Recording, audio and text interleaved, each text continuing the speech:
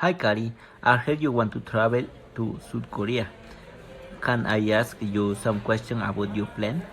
Yes, of course. I'm excited, so ask me anything.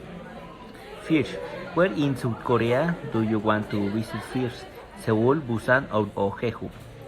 I want to start in Seoul because it's the capital and it has many famous places.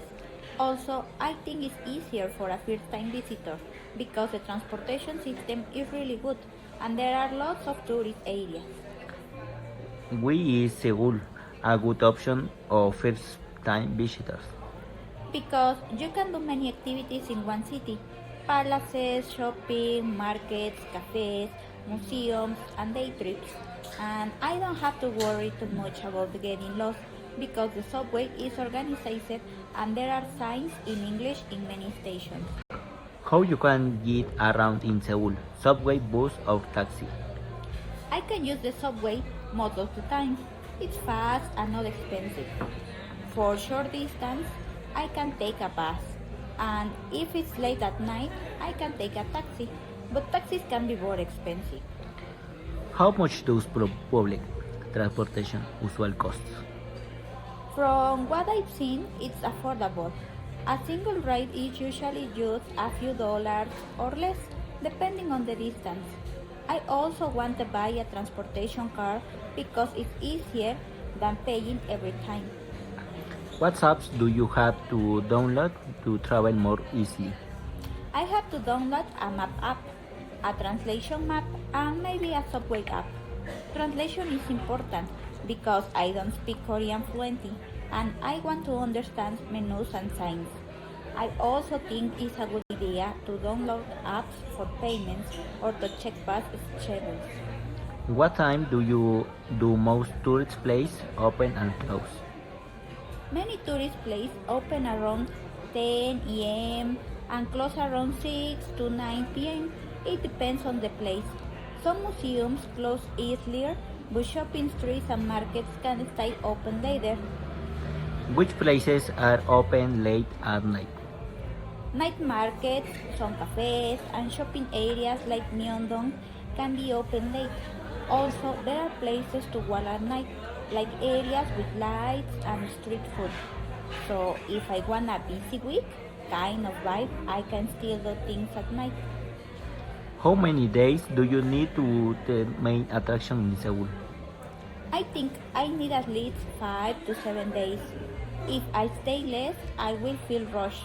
I want time to visit palaces, try different food, go shopping, and also rest. If I have more time, I can add a day trip outside Seoul. Do you have to book tickets online in advance for tours or attractions? Not for everything. For many places, I don't have to book. I can just arrive and buy tickets. But for very popular experience, like special shows, famous restaurants, or some tours, I have to book in advance, especially on weekends or during holidays. What activities don't you have to reserve? Walking around neighborhoods, visiting markets, going to many cafes, and exploring some shopping streets usually don't require reservations. That's great because I can be flexible and decide one day. Let's start up with money. How much money do you need per day? I want to plan a realistic budget, maybe around 60 to $100 per day, depending on what I do. If I use public transportation and eat street food, I can spend less. But if I go shopping or do many paid activities, I will need more. What is cheaper, street food or restaurants? Street food is cheaper and also fun because you can try many things. Restaurants are more expensive, but sometimes you want to sit down and rest. So I think I will do both. I also hear convenience stores have good options and can be affordable. How much does a hotel or Airbnb cost per night? It depends on the location and the season. In popular areas, it can be more expensive, but I think I can find options from budget hotels to nice places. I want something safe and close to the subway because then I can move easily and save time. What is one expensive thing you should plan for? I think shopping can be expensive, especially if I buy skincare, clothes, or souvenirs.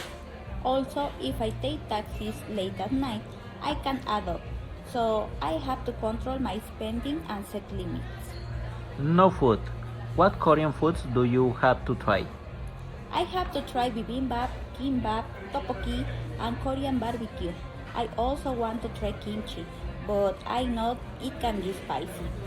I'm okay with spicy food, but not too much, so I will start slowly. Where where can you eat good food? Markets or restaurants? But markets are great for street food and quick snacks. Restaurants are better for Korean barbecue or dishes that you share. I also want to try a traditional tea house cafe because it's part of the culture. What cultural rules do you have to follow to be polite? Polite. I have to be respectful. For example, greeting people politely, being patient, and following rules in public transportation. I also heard that people are very organized, so I shouldn't be too loud in the subway. And in some situations, it's polite to use both hands when giving or receiving something. Do you have to speak Korean or is English enough? In tourist areas, English is sometimes enough, but I think I have to learn basic phrases like hello, thank you, and excuse me. It's also helpful for ordering food. I don't have to be fluent, but I should try. When is the best season to visit? And what should you bring? I think spring or fall is the best because the weather is comfortable. I should bring comfortable shoes because I will walk a lot. If it's cold, I have to bring warm clothes. And I also want to bring a small bag for water and a portable charger. Last question. Do you recommend South Korea? And what do you want to do the most? I recommend it. It's because it's modern, safe, and full of culture. I want to visit palaces and try Korean food the most. Also, I want to experience the city vibe, the cafes and the night markets. It sounds like a very exciting place.